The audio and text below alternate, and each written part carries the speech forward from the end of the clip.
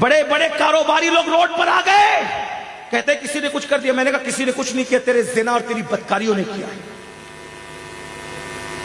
سارا دنیا کا نظام جادوگروں کے ہاتھ میں ہو گیا. سب جادوگر لوگ ہی کر لیں گے، انہی کی چلے گی، شیطانی طاقت ہی چلے گی.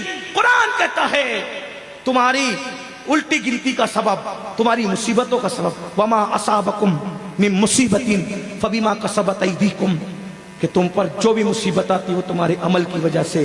رہی بات جادو کی، چٹکیوں میں جادو کٹتا ہے. ہم سے بڑا بھی کسی کے پاس علاج ہے جادو کا؟ میرے نبی نے فرمایا سورہ فلق اور سورہ ناس 7 مرتبہ پڑھ کے دم کر لو، اگر ایمان مضبوط ہے جادو کٹ گیا. سبحان، 1 سیکنڈ میں کٹ گیا. جادو کیا چیز ہے؟ مکڑی کے جالے سے بھی زیادہ کمزور چیز کو جادو کہتے ہیں. آپ کیا ڈرے ہوئے جادو سے؟ ہمیشہ باوضو رہو.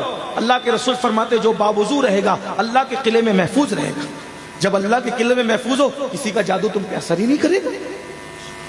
لیکن اصل میں گناہ کرنا چھوڑ دو، ساری بات بن جائے.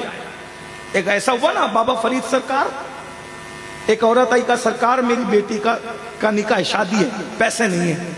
بابا صاحب نے بولا ٹھیک ہے میں انتظام کر دیتا ہوں. اب بابا صاحب خود کا جس کے پاس گھر نہیں، اب شادی کا انتظام کرنا ہے تو کہا کیسے؟ وہ بیٹا جاؤ، وہ مائی جاؤ، وہ جو مٹی کا ڈھیلا پڑا اٹھا کے لاؤ. اٹھا کے لائی.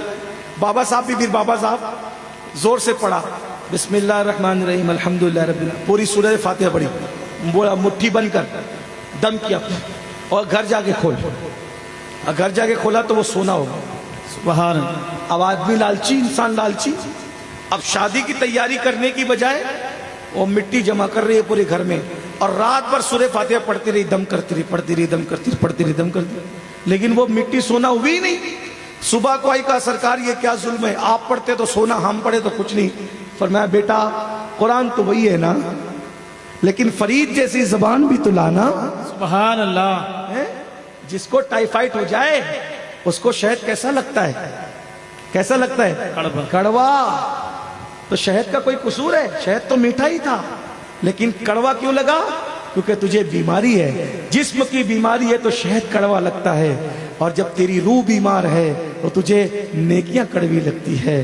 اس لیے اگر زبان میں تاثیر پیدا کرنا ہے غیبت سے بچاؤ، چگلی سے بچاؤ، حرام کاموں سے بچاؤ.